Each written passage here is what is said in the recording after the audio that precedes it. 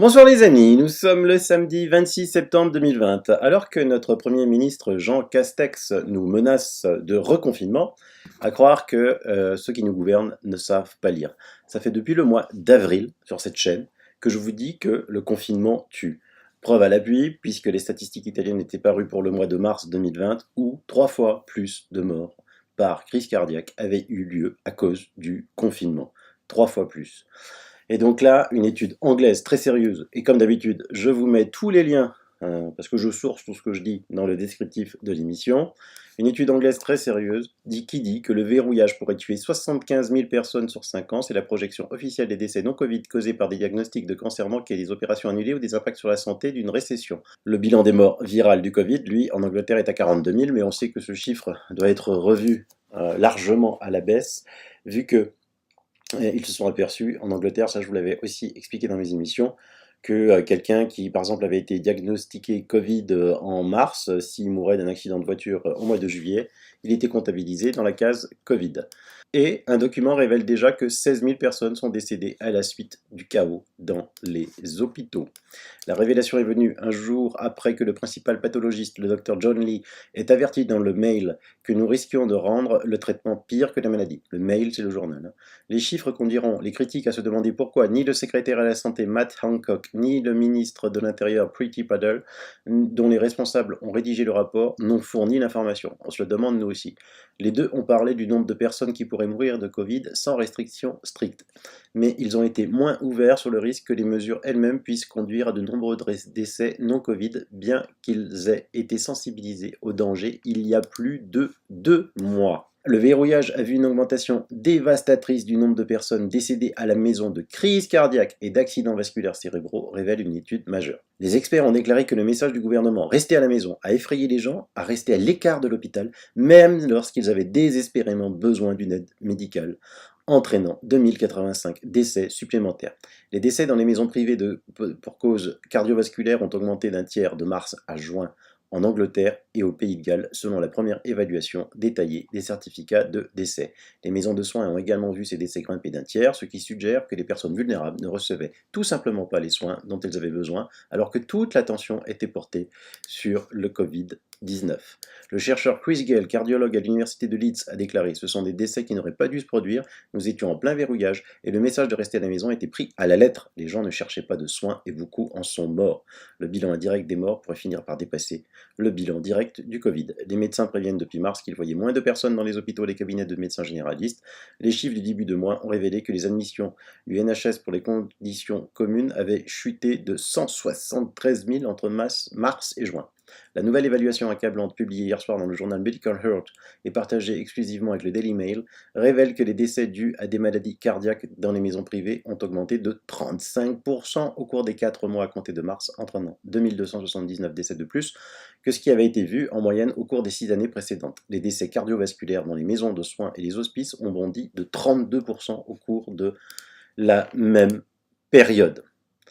Ça, c'est la réalité, parce que je pense qu'en lisant ce texte, on peut le transposer à tous les pays qui ont confiné sans aucun souci. Vous vous souvenez pourquoi on avait confiné? Parce qu'un statisticien fou, Manuel Ferguson de l'Imperial College de Londres, payé par Bill Gates à coups de millions de dollars, avait fait des statistiques qui étaient fausses, montrant que si on confinait pas, il y aurait des millions et des millions de morts. 2 millions de plus aux États-Unis, je ne sais pas combien en France, et ainsi de suite. Il avait aussi prédit que la Suède allait subir une hécatombe, et on le voit que la Suède ne subit aucune hécatombe. Il s'était déjà trompé dans d'autres épidémies, de la grippe porcine et tout ça. On a toujours continué à écouter ce niais payé par Bill Gates. Mais maintenant, attention, parce qu'en France, regardez, dans les articles ce matin, le prix Nobel d'économie 2019, Ajit Banerjee et Esther Duflo proposent dans une tribune au Monde, parue le samedi 26 septembre 26 aujourd'hui, d'anticiper la progression de l'épidémie du coronavirus. Ils recommandent la mise en place d'un confinement de tout le territoire du 1er au 20 décembre pour permettre aux Français de retrouver leur famille lors des fêtes de fin d'année. Et les économistes, occupez-vous d'économie.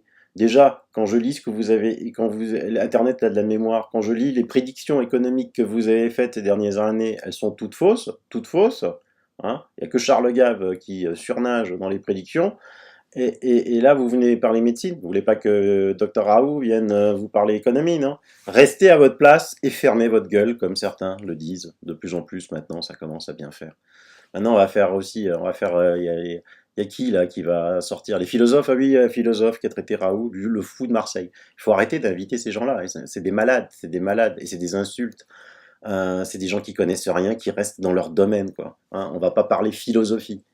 Mais, mais, les gens se lèvent parce que eux savent, notamment les médecins.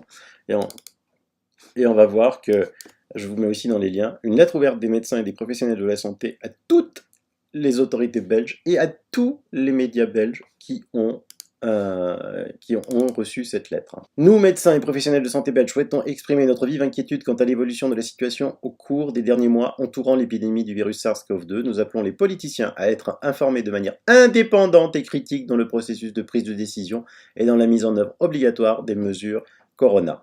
Nous demandons un débat ouvert où tous les experts sont représentés sans aucune forme de censure. Après la panique initiale entourant le Covid-19, les faits objectifs montrent maintenant une image complètement différente. Il n'y a plus de justification médicale pour une politique d'urgence. La gestion actuelle des crises est devenue totalement disproportionnée et cause plus de dégâts qu'elle ne fait de bien.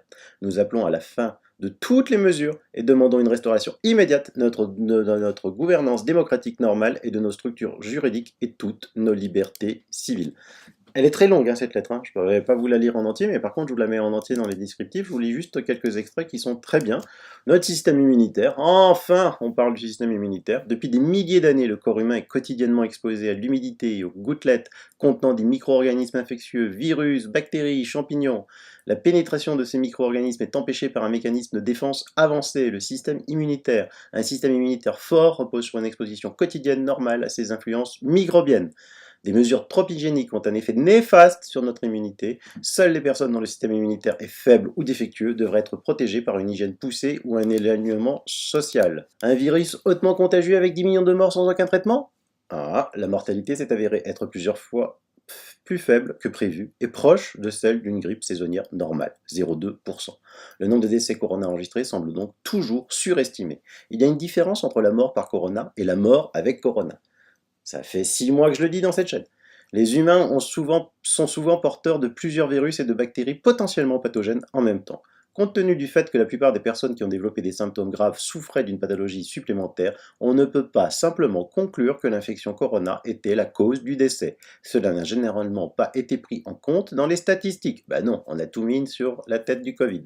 Les groupes les plus vulnérables peuvent être clairement identifiés. La grande majorité des patients décédés étaient âgés de 80 ans ou plus. La majorité, 70% des personnes décédées âgées de moins de 70 ans avaient un trouble sous-jacent comme des souffrances cardiovasculaires, un diabète sucré, une maladie pulmonaire chronique ou l'obésité. La grande majorité des personnes infectées, supérieures à 98%, ne sont pas ou à peine tombées malades ou se sont rétablies spontanément. Pendant ce temps, il existe une thérapie abordable, sûre et efficace pour ceux qui présentent des symptômes graves de maladie sous forme de hydroxychloroquine, de zinc et d'azithromycine. Appliquée rapidement, cette thérapie conduit au rétablissement et empêche souvent l'hospitalisation. Presque personne ne doit en mourir maintenant. Vous avez bien lu, personne ne doit en mourir maintenant.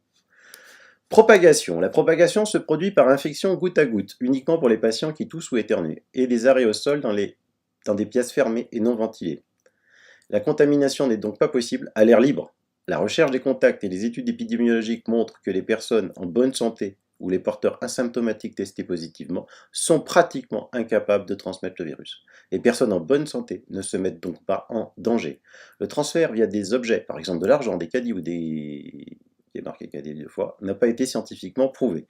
Tout cela remet sérieusement en question toute la politique de distanciation sociale et de masques buccaux obligatoires pour les personnes en bonne santé. Il n'y a aucune base scientifique à cela.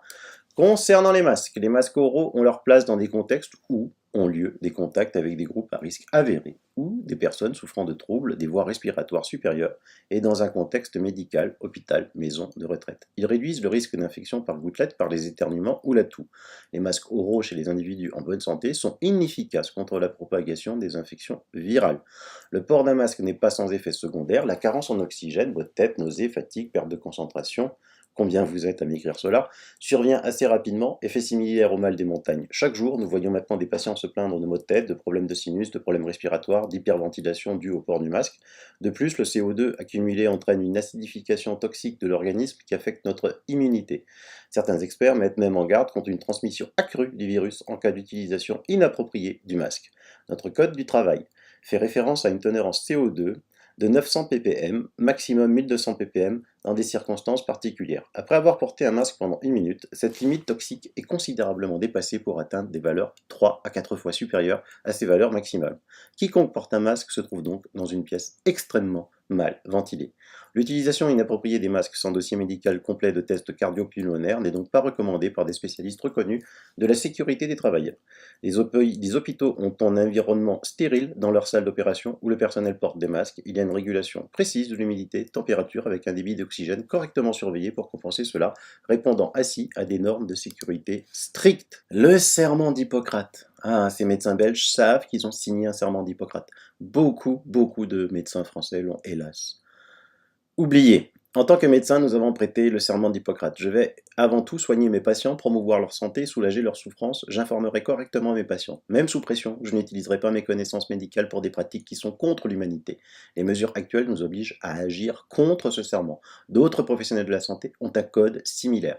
Le primum non nocere, que tout médecin et professionnel de santé assume, est également miné par les mesures actuelles et par la perspective de l'introduction éventuelle d'un vaccin généralisé qui ne fait pas l'objet de tests préalables approfondis. Primum non nocere, c'est d'abord ne pas nuire. Vaccin. Des enquêtes sur la vaccination antigrippale montrent qu'en 10 ans, nous avons réussi que 3 fois à développer un vaccin avec un taux d'efficacité de plus de 50%. Vacciner nos personnes âgées semble inefficace. Plus de 75 ans, l'efficacité est quasi inexistante. Ce que dit Raoult depuis des années. En raison de la mutation naturelle continue des virus, comme on le voit également chaque année dans le cas du virus de la grippe, un vaccin est tout au plus une solution temporaire qui nécessite chaque fois de nouveaux vaccins par la suite. Un vaccin non testé mis en œuvre par procédure d'urgence et pour lequel les fabricants ont déjà obtenu une immunité légale contre d'éventuels dommages soulève de sérieuses questions. Nous ne souhaitons pas utiliser nos patients comme des cobayes. À l'échelle mondiale, 700 000 cas de dommages ou de décès sont attendus du fait du vaccin. Si 95% des personnes souffrent du Covid-19 pratiquement sans symptômes, le risque d'exposition à un vaccin non testé est irresponsable. Voilà, il y a plein d'autres choses et plein d'autres références. C'est des centaines de médecins qui ont signé ça en Belgique. Bravo la Belgique. Il faut absolument qu'on arrive à faire pareil en France. Je vous laisse exactement un autre article. Les médecins de l'Oklahoma affirment que les masques sont nocifs pour les personnes en bonne santé et intentent une action en justice contre des mandats. Et ce ne sont pas les seuls médecins américains à avoir déclaré que le port de masque provoquait la maladie de personnes en bonne santé. Ils sont peut-être les seuls à avoir intenté une action en justice contre ceux qui recommandent les masques. Bravo, messieurs. Et vous avez vu chez les Belges, ils ont dit on ne doit plus mourir du Covid. Or, en France, on meurt beaucoup encore du Covid. Ben, c'est normal, puisque c'est dans les hôpitaux que c'est dans les médecins qui ne prescrivent rien. Du paracétamol. Du paracétamol. Et reste chez toi. J'ai un ami qui était voir un médecin, mais pour tout à fait autre chose, lui, qui est curieux, il lui a dit, mais si jamais j'avais eu le Covid, ben, je vous aurais donné du paracétamol. Donc il l'a engueulé, le médecin l'a regardé bizarre, du style, mais qui tais-toi, moi je sais, toi tu sais rien. Voilà où on en est. Eux, ils ont dit, on ne devrait plus mourir du Covid. Et la preuve, Der Spiegel, l'énorme journal allemand Der Spiegel, des médecins allemands ont prescrit des antipaludiques en masse. Le président américain Trump avait salué l'hydroxychloroquine comme un sauveur contre le Covid-19. Bien que les critiques se soient rapidement élevées, les médecins ont également prescrit l'antipaludique en grande quantité en Allemagne. Et d'ailleurs, il n'y avait pas que Trump, il y avait aussi Bolsonaro. Je vous ai fait une émission sur le Brésil, je vous ai fait une émission sur les États-Unis, où les États démocrates anti-Trump n'ont pas laissé prescrire l'hydroxychloroquine, où les États républicains l'ont laissé, et où il y a eu beaucoup plus de morts, évidemment, dans les États démocrates. Pareil au Brésil, où 6 États qui ne dépendent pas du même parti que Bolsonaro représentent 82% des morts du Covid. Maintenant, il a été démontré que l'hydroxychloroquine, ingrédient actif contre le paludisme, pour lequel les 2 hommes politiques ont fait campagne dans la lutte contre les maladies, Covid-19, a au moins temporairement trouvé de nombreux adeptes en Allemagne. Ceci est le résultat d'une évaluation préliminaire par l'Institut scientifique AOK pour The Spiegel. En février de cette année, environ 704 000 doses quotidiennes d'hydroxychloroquine ont été administrées en mars. Elles étaient de près de 1,6 million. Cela signifie que les médicaments étaient prescrits à près de 10 000 patients de plus que le mois précédent, selon l'analyse AOCA. L'évaluation comprend les prescriptions des médecins résidents aux frais de l'assurance maladie légale, qui a été réalisée en extrapolant les données AOCA. En avril et mai, les chiffres ont de nouveau baissé, mais sont restés à un niveau plus élevé que l'année précédente. En juin, les valeurs étaient alors inférieures à la moyenne de l'année précédente, puisqu'il y a eu la fameuse fausse étude du Lancet.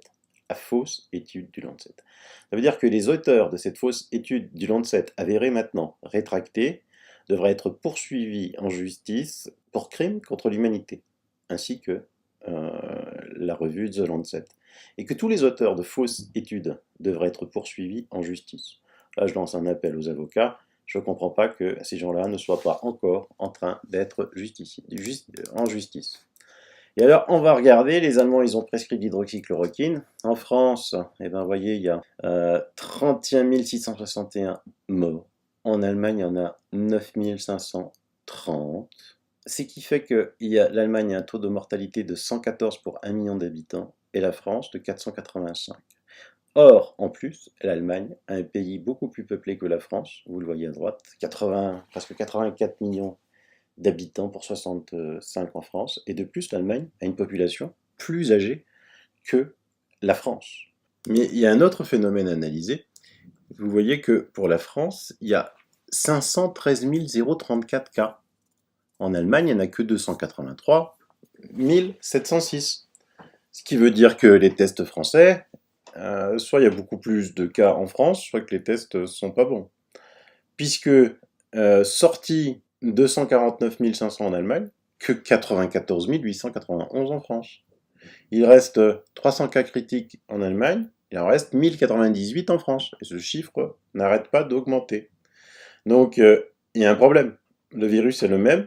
Il y a un gros problème de non-utilisation de ce que les Belges, les Américains maintenant, professeur Raoult disent, et puis les Africains, que dire des Africains maintenant, il y a 2 fois plus de cas en France que l'ensemble du continent africain qui mange de la chloroquine tous les jours.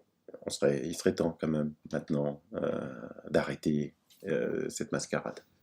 Et donc, ça pose quand même de sérieuses questions. Moi, surtout, qui suis à Strasbourg, où une fois de plus, je le répète, mais je le répéterai sans cesse, à Strasbourg, la ville rouge, le virus circulerait activement, on est obligé de porter des masques, alors que je traverse le Rhin sur le pont de Kiel à pied, et je tombe dans une ville verte, sans masque.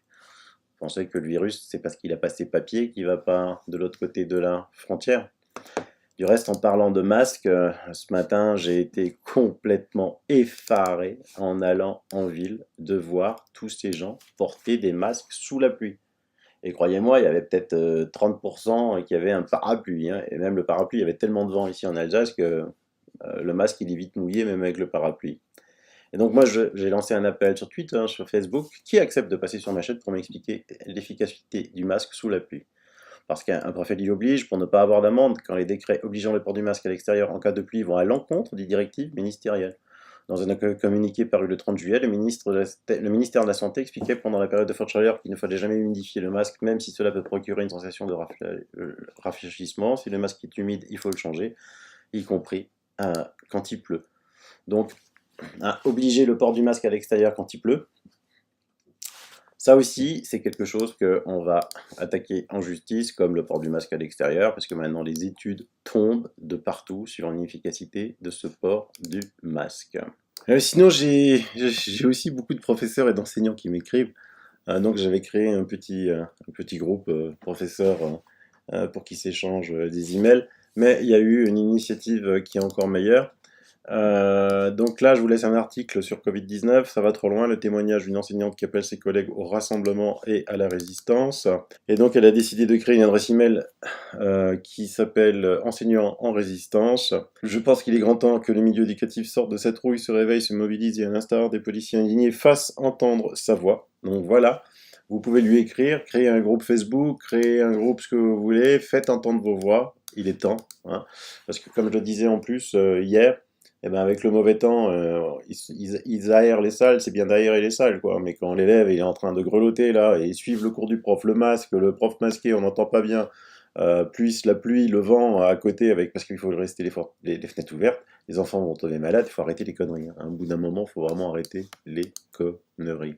Un appel, une super chaîne, je vous les mets dans les liens, Médiateur TV, profession de médiateur, c'est des gens qui se réunissent, ils discutent, c'est vraiment sympa, je sais qu'ils m'ont déjà invité en plus, et j'avais pas eu le temps de venir. Donc je vous mets le lien de la chaîne. Une autre chaîne qu'on m'a fait découvrir, c'est Lumière sur l'ombre, il a 1,42K d'abonnés. Donc c'est quoi leur plan? C'est quoi notre plan? Boycottons les 1% les plus riches, ils commencent, il faut l'aider. Des nouvelles de la Guadeloupe. C'est Sylvia qui m'écrit. J'habite en Guadeloupe, plus particulièrement à Marie-Galante, et le système hospitalier est désastreux, aussi bien à l'hôpital Sainte-Marie qu'au CHU de Pointe-à-Pitre. Comme tu le sais, nous sommes en zone rouge écarlate.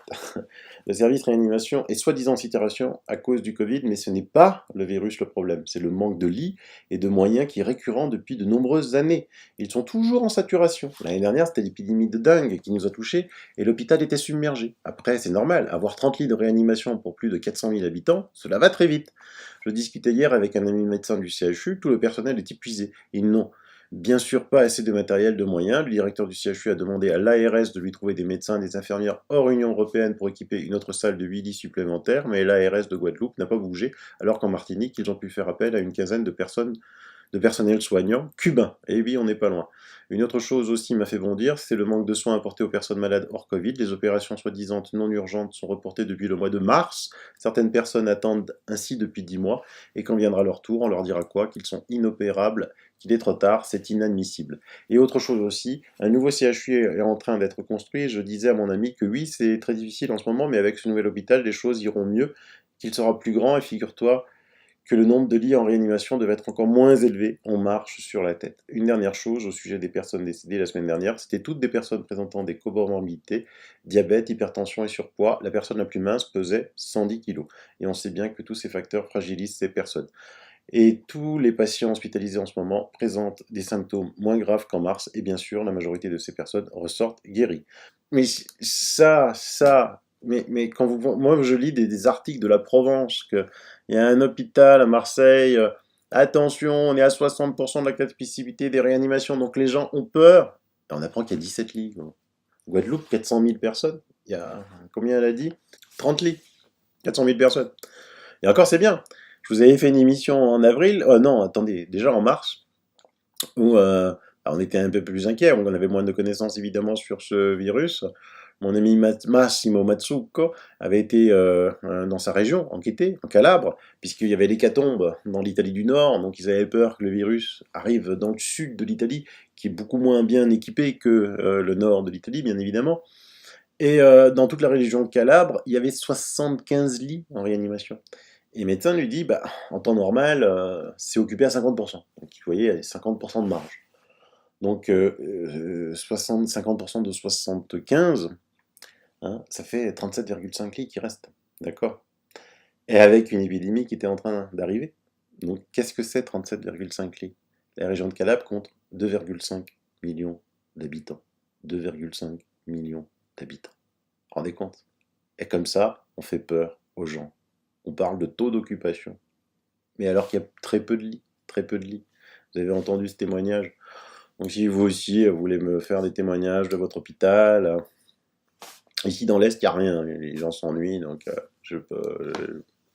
autant j'étais actif quand je vous faisais des émissions pendant le confinement en mars-avril, parce que je vous disais ce qui se passait.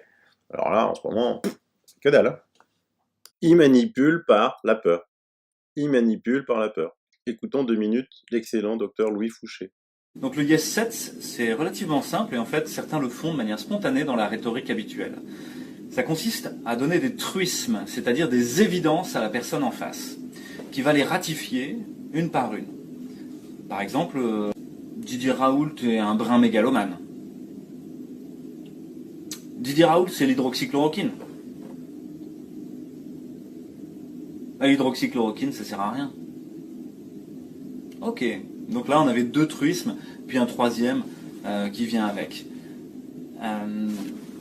Finalement, si vous les concaténez ensemble, c'est ce qu'on appelle du pacing and leading, c'est-à-dire que vous allez mettre une proposition, une autre qui est évidente, une troisième qui est évidente, puis la quatrième qui est discutable, mais par effet d'entraînement, le cerveau va la ratifier. Retenez bien ça, le yes set, et qui peut être tramé sur plusieurs jours, hein, c'est-à-dire qu'on va vous faire des évidences, puis on va vous montrer que c'est une évidence, en vous montrant des images, en vous montrant des courbes, et dire l'épidémie est très grave. Deuxième jour, en vous montrant des courbes, des gens qui sont dans des réanimations, avec tout le monde avec un scaphandrier, etc. Le masque protège de l'épidémie, deuxième jour, en vous montrant les particules qui passent pas à travers, plusieurs experts qui vont vous dire que ça marche, etc. Troisième jour, le masque est obligatoire. Ok, vous auriez pu discuter, mais là, en fait, on vous l'a présenté comme l'évidence ensuite. Voilà. Prenez soin de vous, prenez soin des autres, retouchez au réel, démontez le discours médiatique et politique, qui n'est pas fait pour faire une politique sanitaire qui vous mette en bonne santé et qui mette notre société en bonne santé et faire qu'elle soit bien ensemble, mais qui au contraire nous sépare, nous divise et effiloche le lien social et la symbolique de l'humain autour de la maladie. Donc voilà, prenez soin de vous vraiment et on va tous sortir de ce cauchemar, tout va bien, tout va bien. Le service de réanimation est vide aujourd'hui. Les 5 derniers patients étaient Covid positifs, mais n'étaient pas malades du Covid. Et je suis certain que ça n'est pas le cas que dans notre réanimation. Donc faites très attention au nombre. Ils sont manipulables à volonté.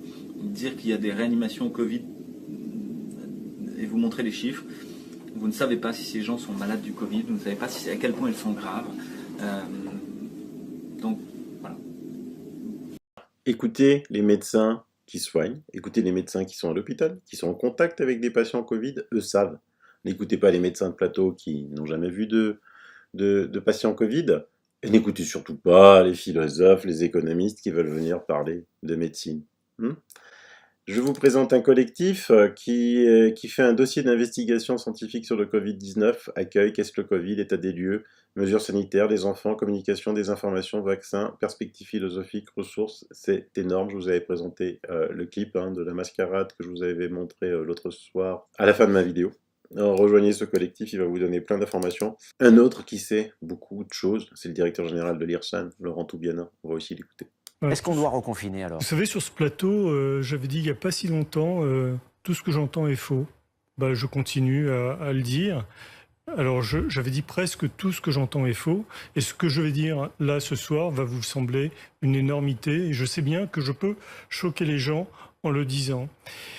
Nous avons signé à 200 chercheurs une tribune qui disait « Nous ne voulons plus être gouvernés par la peur ». Cette tribune, c'est 200 chercheurs de toutes les disciplines et des médecins. Nous pensions avoir été entendus. Nous avions en tout cas pas cette prétention, mais cet espoir. Et effectivement, le Premier ministre, le 11 septembre, n'a pris aucune mesure. Et là, le coup de bâton arrive, si vous voulez, hier. C'est un coup de bâton, ce qui a été annoncé hier pour vous. Écoutez, pendant à peu près un tiers du temps, on a entendu un discours technocratique auquel on ne comprenait rien sur la forme, mais sur le fond, on l'entendait très bien. C'était il se passe quelque chose de grave en France, il va y avoir une seconde vague peut-être, et nous allons prendre, et après pendant deux autres temps équivalents, c'est-à-dire 2 tiers du temps, on nous a assommés avec des mesures absolument extravagantes. Donc, si vous voulez, tout s'appuie dans cette affaire-là sur une peur, et cette peur est fondée sur quoi exactement? Sur des courbes qui baissent, des hospitalisations, là je viens d'entendre, qui sont finalement, somme toute, tout à fait standards. Je regarde, moi là... Pardon, 31 000 morts en France en 3 mois, c'est pas tout à fait standard. Mais pourquoi? Est-ce que vous êtes sûr de ça? Au regard des épidémies récentes. Au regard de quelles épidémies? 31 000 morts, au regard des virus déjà il y a eu que 20 000 morts. La grippe, c'est 8 à 10, 12 000 morts par an, par exemple. En janvier 2017, il y a eu 15 000 morts de la grippe. Donc voilà. 15 000 morts de la grippe en un mois. Vous avez bien entendu. En janvier 2017, en un mois, il y a eu 15 000 morts de la grippe. En un mois. Personne n'en parlait. Vous ne le saviez pas.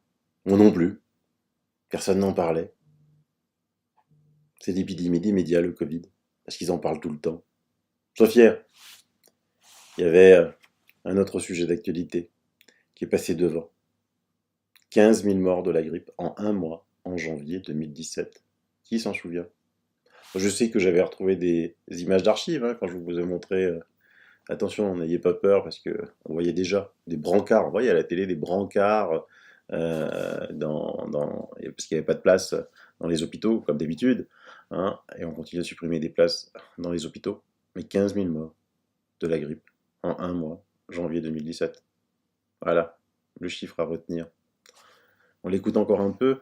Eh bien, simplement parce que à l'heure actuelle, l'épidémie est passée, elle est derrière nous. Ce n'est pas ce qu'on dit dans les hôpitaux, pardon. Oui, c'est pas ce qu'on dit dans les hôpitaux, mais écoutez, les hôpitaux ne font pas d'épidémiologie. Ils soignent des gens. Aujourd'hui, ce que j'ai entendu là depuis tout à l'heure, c'est un problème de management des hôpitaux. Donc, écoutez... Pardon, les services de réanimation pleins, c'est un problème de management des hôpitaux, c'est ça? Évidemment, ce qui est grave là, ici, c'est qu'on ne puisse pas recevoir, lorsqu'on a 200 milliards, lorsqu'on paye 200 milliards la santé en France, qu'on ne puisse pas recevoir des gens. Moi, ça me pose plus un problème d'organisation qu'un problème d'épidémiologie. Mais le fait est qu'aujourd'hui, ces hôpitaux ne peuvent pas recevoir des patients. Donc, ce n'est pas une vue de l'esprit. C'est ces dizaines ou ces centaines de personnes qui y arrivent chaque jour. En France? Aucune idée. Eh bien, il y en a 3000. 3000 hôpitaux. Savez-vous combien il y a de lits d'hôpitaux en France? Est-ce que vous avez une idée de ça?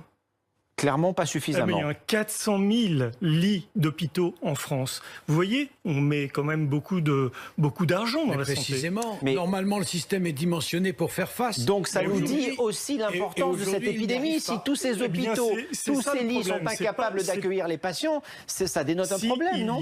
Si il y a réellement une épidémie. Or, la seconde vague dont on parle et qui est la clé de voûte de tout ça, est en fait un postulat. C'est une conjecture. Ça ne s'est jamais produit des deuxièmes vagues d'épidémie. Ça n'existe pas.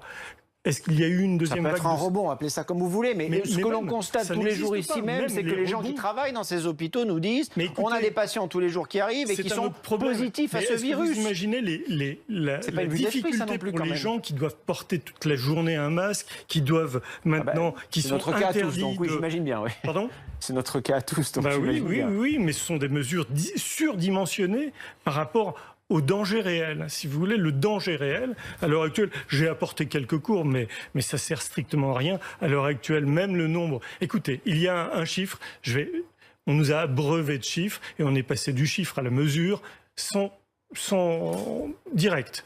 On n'a même pas cherché à comprendre quoi que ce soit. Aujourd'hui, on fait des tests, 10 millions de tests, c'est un échantillon énorme. 10 millions, parmi ces 10 millions, il y a 96% de gens négatifs. Et sur les 4% restants, il y a 95% de gens qui ne sont pas malades, durement touchés. Ce qui veut dire, si vous voulez, qu'une masse énorme de gens supportent des mesures extrêmement dures pour un nombre faible de personnes malades. Je vous rappelle quand même que Laurent Toubiana, c'est pas n'importe qui. C'est le directeur général de l'IRSAN, l'Institut de recherche pour la valorisation des données de santé. C'est eux qui s'occupent de tout. Grippe, varicelle, tout ce que vous voulez. Allez sur leur site, c'est facile, irsan.fr. C'est le directeur général, il sait de quoi il parle. Les autres ne savent pas de quoi il parle, et c'est bien ça le problème. Vous avez entendu, il y a 400 000 lits. Il y a 3000 hôpitaux. 3000 hôpitaux, 400 000 lits. Là aussi, vous avez vu, on envoyait des malades au fin fond. Pendant le confinement, on envoyait des malades de Strasbourg, de Mulhouse, à Toulouse, en Bretagne, alors que les cliniques privées étaient au chômage technique.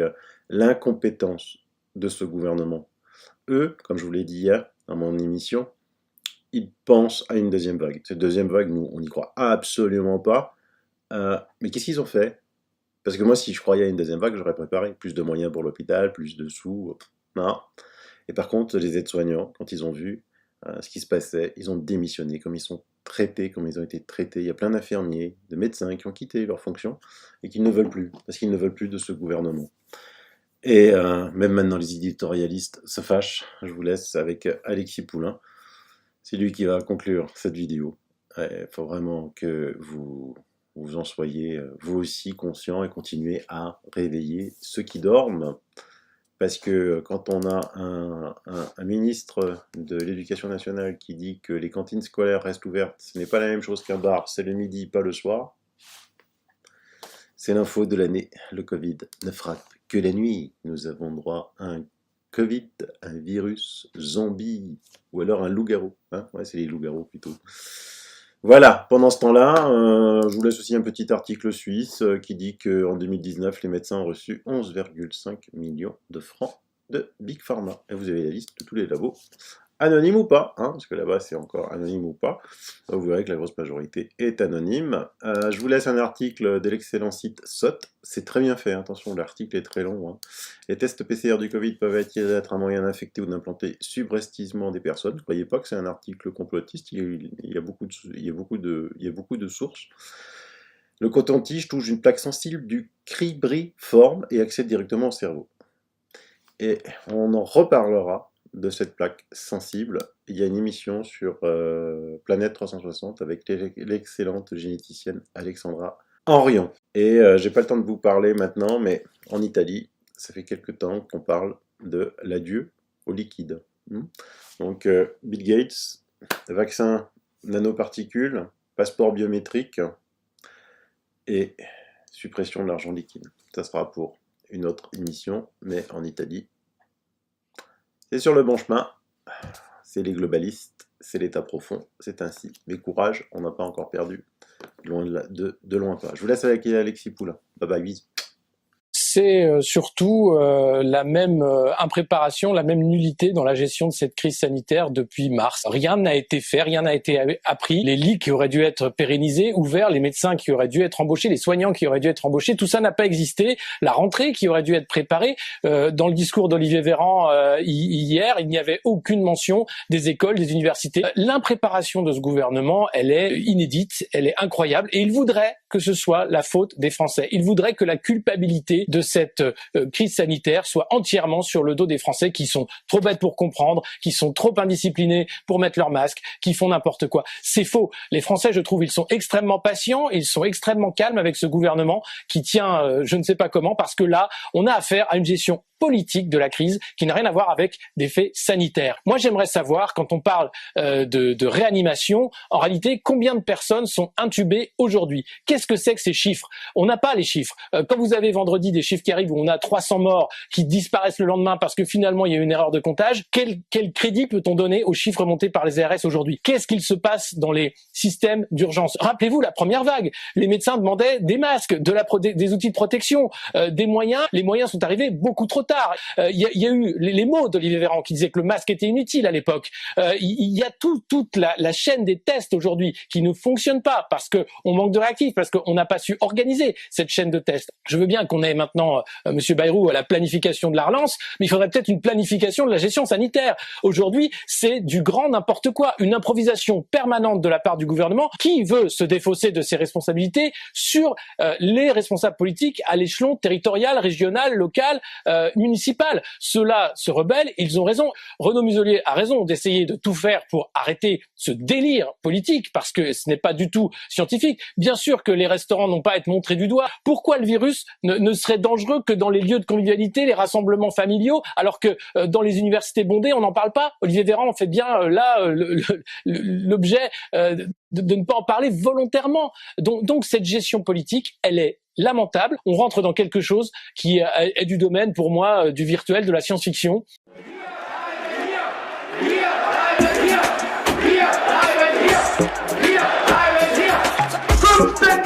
Leute sind angeblich hier und angeblich aufgelöst.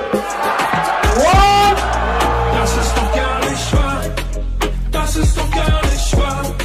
Die Lügen in diesem Staat schlucken wir jeden Tag. Doch jetzt sehe ich es klar. Deine Propaganda. Bla bla bla bla bla. Fake News Media. Das ist doch gar nicht wahr. Das ist doch gar nicht wahr. Die Masse, sie folgt wie ein Schaf. Die Freiheit dreht sich im Grab. Doch der Widerstand ist da. Alla Che Guevara. Komm, sprecht es mir nach. Fake News Media. Bildschirm ist wie eine Hypnose. Gehirn aus wie bei einer Narkose. Die Inszenierung einer Katastrophe. Ein Feindbild, so wie der Franzose. Dein Bildschirm zeigt dir, wie die Welt ist. Die Zahl schockt, auch wenn sie gefälscht ist. Das Bild wirkt, auch wenn es gestellt ist. Newsflash, Tausenden gefällt es. Dein Bildschirm wiederholt das Mantra. Bedrohung unaufhaltsam wie ein Panzer. Und alle lauschen sie jetzt diesem Mann da. Stopfen ihre Backen voll wie Hamster. Dein Bildschirm sagt dir, wer der Feind ist. Stay home, ruft die Bullen heimlich. Billionen für die Wirtschaft sei nicht kleinlich. Und wer was anders sagt, der wird gesteinigt. Dein Bildschirm blickt in deine Seele. Dein Führer gibt dir die Befehle. Déjà-vu, was für eine Szene. Die Freiheit in der Quarantäne. We are at war. Wir sind im Krieg. Weil der so sehr auf unser gemeinsames, solidarisches Handeln ankommt. Das ist doch gar nicht wahr. Das ist doch gar nicht wahr. Die Lügen in diesem Staat schlucken wir jeden Tag. Doch jetzt sehe ich es klar, so klar. Deine Propaganda, bla bla bla bla bla. Fake News Media, das ist doch gar nicht wahr. Das ist doch gar nicht wahr. Die Masse, sie folgt wie ein Schaf. Die Freiheit dreht sich im Grab. Doch der Widerstand ist da. A la Che Guevara. Komm, sprecht es mir nach. Fake News Media. Wir sind in einem Krieg um unser Klima. Doch ihr kämpft um Exporte gegen China. Wir sind in einem Krieg gegen die Armut. Doch ihr kämpft gegen Flüchtlinge in Kanus. Wir sind in einem Krieg um Weltfrieden. Doch ihr baut die Raketen, die sie schießen. Wir sind im Krieg um eine bessere Ernährung. Doch ihr verbreitet diese Scheiße in der Werbung. Wir sind im Krieg gegen Hetze und Hass. Doch ihr macht euch Sorgen wegen dem DAX. Im Krieg gegen Suizid und Depression. Doch ihr macht mit Pharmazeutika Millionen. Wir sind im Krieg gegen mächtige Konzerne. Doch ihr lasst euch auszahlen 5 Sterne. Wir sind im Krieg gegen Kindesmissbrauch. Doch reden Kinder, seid ihr ziemlich oft taub. Wir sind im Krieg gegen Ungerechtigkeit. Doch ihr wollt, dass es ungerecht bleibt. Wir sind im Krieg gegen tägliche Gewalt. Doch das Schicksal dieser Menschen lässt euch kalt. Wir sind im Krieg gegen Diskriminierung. Doch das interessiert nicht die Regierung. Wir sind im Krieg gegen Manipulation. Fake News machen dich zu einem Klon.